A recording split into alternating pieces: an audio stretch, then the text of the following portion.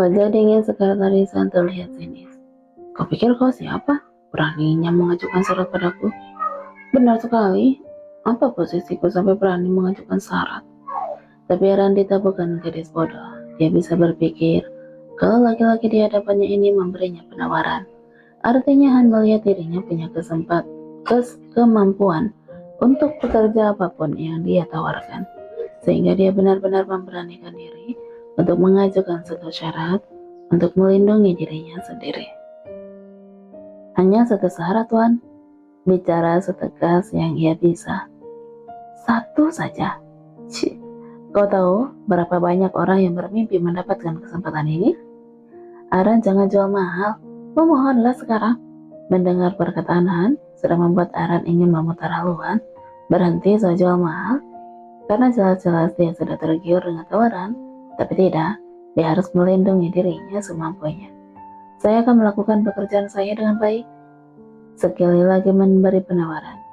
Dia selalu bekerja dengan profesional, mengesampingkan dirinya jika dalam hal pekerjaan. Aran tahu, dalam riwayat hidupnya, sekretarisan pasti sudah melihat bagaimana kinerjanya selama ini. Tunggu, aku tidak akan jadi mata-mata atau apa kan? Sepertinya kau benar-benar tidak tahu posisimu ya? Han mendesak kesal. Sampai kapan kau mau bersembunyi di balik nama Dewi kecantikan itu? Seringai tipis muncul, menghina. Seperti berkata, tidak tahu malu dengan wajah seperti itu? Bagaimana kau bisa memakai nama Dewi kecantikan? Apa kau mau hidup seperti ini sampai mati? Kalau mau begitu, baiklah. Menatap tajam dengan serius. Menghilang dari hidupku, jangan pernah aku melihatmu lagi. Ini kesempatan terakhirmu. Arandita mulai panik. Lembaran-lembaran uang mulai terbang menjauh. Senyum keluarganya pun ikut pergi menjauh. Wajah-wajah yang sekian lama ia rindukan, sekali lagi yang belum kembali udah berlarian pergi. Yang tampak di depannya tersisa kontrakan sempitnya.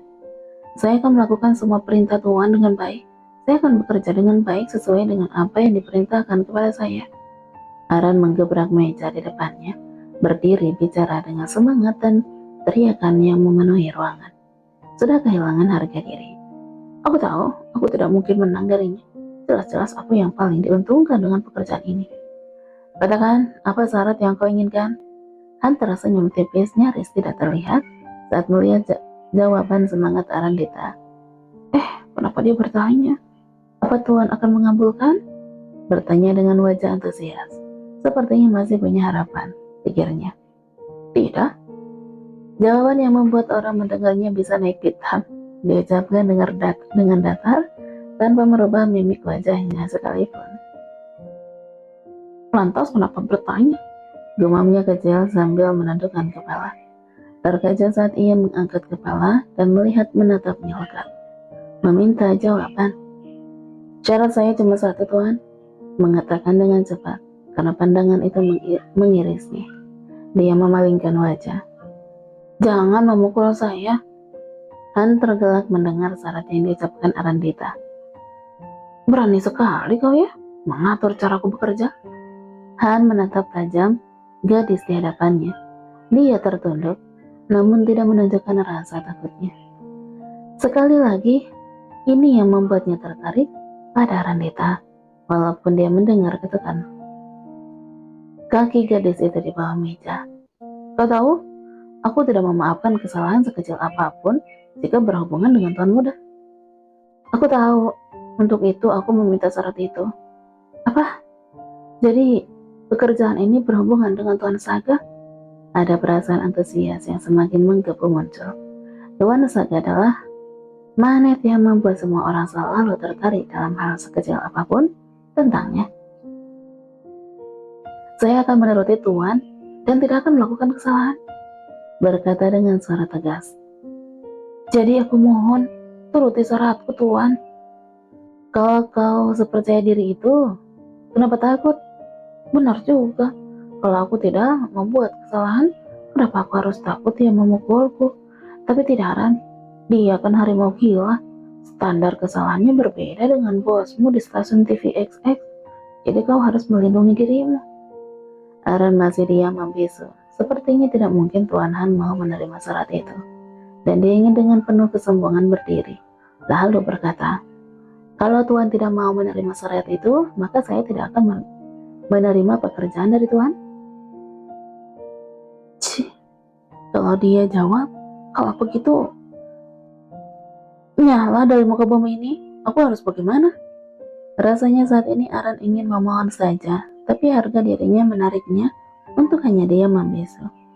Menunggu laki-laki di depannya berpikir, kau mau ambil pekerjaan ini atau sok jual mahal lagi? Sial, dia tahu aku sedang bimbang. Kalau saya melakukan kesalahan, Tuhan bisa memotong gaji saya saja. Menemukan satu alternatif hukuman yang dirasa jauh lebih baik. Tapi saya berjanji tidak akan melakukan kesalahan apapun.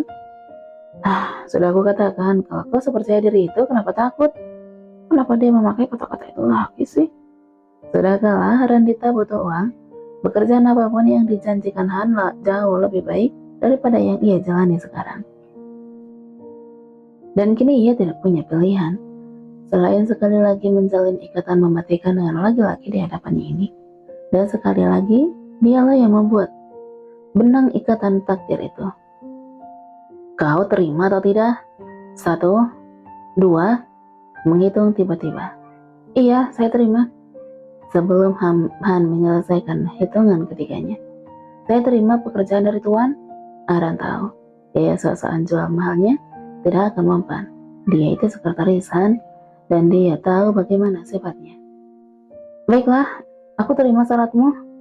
Ucapan Han selanjutnya membuatnya terbelalak. Senang sekaligus ngeri, merasa kalau tidak mungkin itu dilakukannya tanpa syarat.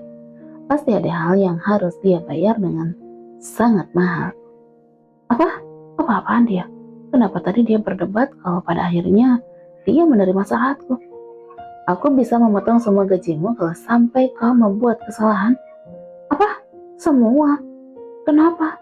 Kau mau membatalkan syaratmu? Bertanya saat mata Aran terbelalak karena sangat terkejut.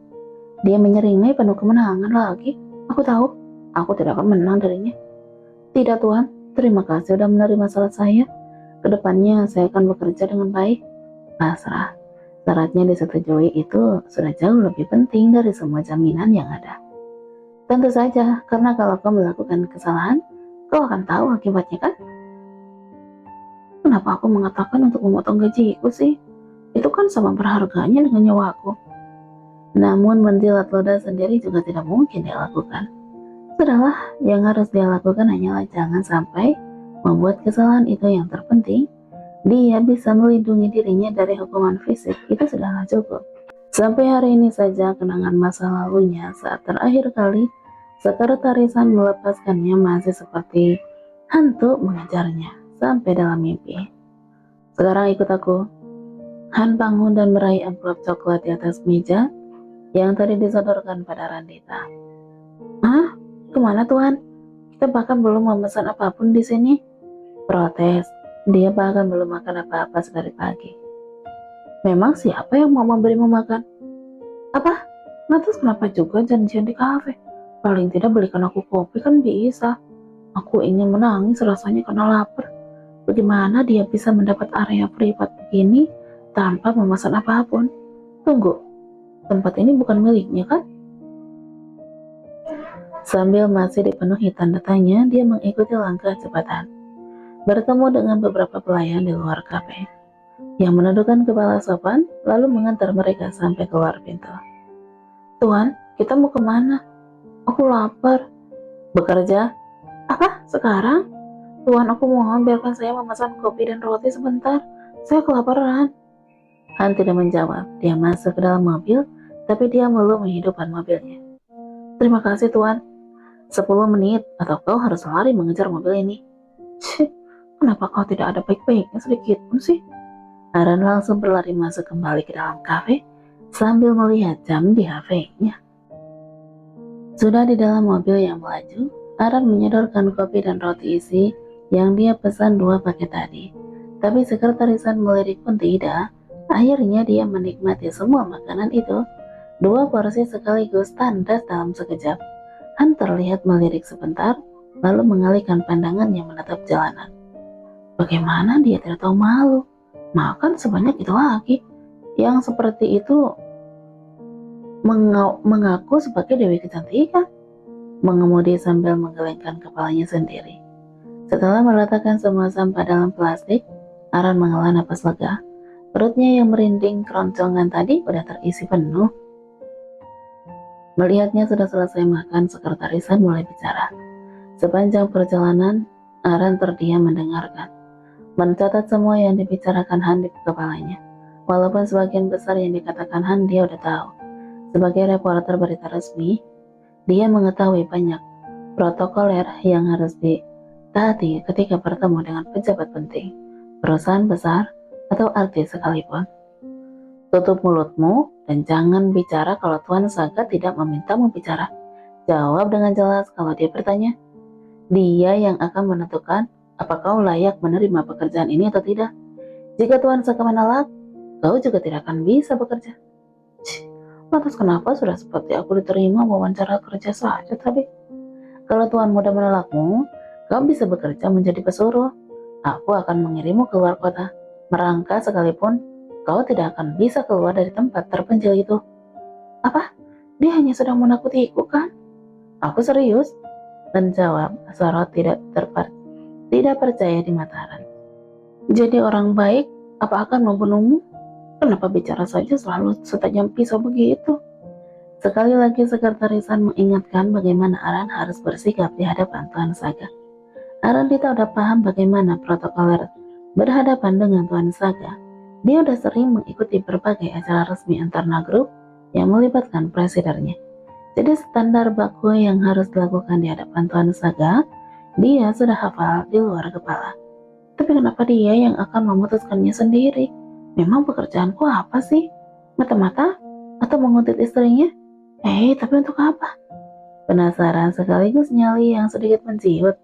Bagaimanapun dia belum pernah berhadapan langsung atau bicara dengan presiden Antarna Group. Tapi ketakutannya bisa ia kubur. Sekali lagi dia berusaha hanya melihat hal positif di depannya.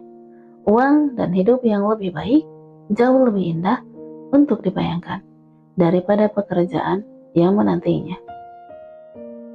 Tuan, apa pekerjaan saya sebenarnya? Akhirnya bertanya setelah sebelumnya melirik Han ragu-ragu. Maju mundur dalam hati untuk bertanya. Han mengemudikan mobil dalam diam. Apa aku belum memberitahumu? Jawabnya seenaknya, tidak menoleh sedikit pun. Apa? Kau sengaja ya? Jelas-jelas penjelasan panjang lemparmu tadi hanya seputar protokoler berhadapan dengan Tuan Saga yang semuanya udah aku hafal di luar kepala. Tuan sama sekali belum menjelaskan pekerjaan saya. Protes kecil yang tidak berarti. Kenapa kau tidak bertanya? Bodoh. Sepertinya aku salah menilaimu ya. Kinerjamu sebagai reporter sok tahu sepertinya sudah mulai hilang. Lagi-lagi setajam itu kata-katanya. Apa? Aku kan udah bertanya di kafe tadi. Cuma kau jawab dengan bawa-bawa mempertaruhkan nyawa. Maafkan saya Tuan. Selama menjadi Dewi Kecantikan, saya hanya menghabiskan waktu di kamar sempit saya. Jadi sepertinya jiwa sok tahu saya sedikit memudar. Menjawab dengan nada sedikit kesal. Membawa nama pena yang sedari tadi dia jadi bahan ejekan sekretarisan. Kalau Tuan tidak keberatan, apa Tuan mau menjelaskan pekerjaan saya? Ya, aku tahu. Seringaimu itu muncul saat kau senang kan? Aku akan mengganti nama pena aku nanti. Jadi gadis buruk rupa, biar kau puas. Kau akan bekerja menjaga nona muda kami. Apa? Maksudnya nona Dania? Sebuah nama yang sempat menggegerkan itu. Menjaga nona Dania? Dari apa? Dia bahkan tidak diperkenalkan ke publik untuk menjaga privasinya. Pertanyaan berseliweran di kepala Aran. Jangan-jangan sebenarnya dia orang populer di negara ini. Kau tidak terlalu ketinggalan informasi rupanya. Han bicara lagi. Siapa yang tidak tahu nama itu Tuan? Sejak Tuan Saga mengatakannya ke publik, siapa nama istri yang dicintainya? Apa Tuan tahu? Kalau nama Dania menjadi nama nomor 1 yang dipilih ibu hamil untuk memberikan nama anak perempuan mereka. Kau tidak tahu rupanya. Aran seperti menang telak suatu permainan. Kemenangan yang dia klaim sendiri. Apa ide menyatakan perasaan Tuan Saka di stasiun TV terinspirasi dari kejadian lamaran untuk Tuan dulu? Langsung menutup mulut dengan tangan, terkejut dengan kata-katanya sendiri. Tutup mulutmu, tegas. Aku cari mati. Maaf Tuan. Arandita langsung bungkam setelah meminta maaf. Dia tidak berani lagi membuka mulutnya bicara sepatah kata pun. Dia pun berpikir, kalau dirinya udah gila, bagaimana bisa dia mengungkit kejadian itu lagi? Sial, aku keceplosan. Dia tidak akan melemparku ke luar mobil kan? Kau mau aku mulai memotong gajimu yang bahkan belum kau dapat? Han membuka mulutnya ketika mobil masuk ke area parkir gedung Antarna Group. Tidak Tuan, maafkan saya, maafkan kelancangan saya. Memohon, Han diam dan mengacungkan keluar dari mobil, sementara Arandita berlari di belakangnya, mengikuti kebodohannya bicara. Mengutuki kebodohannya bicara.